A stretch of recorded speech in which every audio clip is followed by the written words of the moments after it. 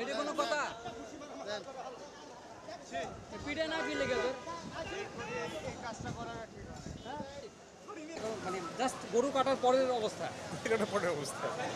এক পাতিল মাংস তো দেখলাম যে এক পাতিল মাংস কোনটা 20 কেজি হবে এবার তালা মেরে কি হবে গেট খুলে দেন কি করবেন গেট খুলে রাখেন ওখানে যাওয়ার পরে হিজড়ারা আসছে আইসা গেটটা ফিরতাম খুলা পর ঢুকে গেছে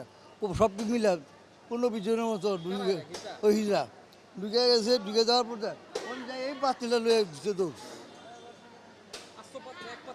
এক পাতিলের মাংস কয় কেজি মাংস 15-20 কেজির মতো দেবো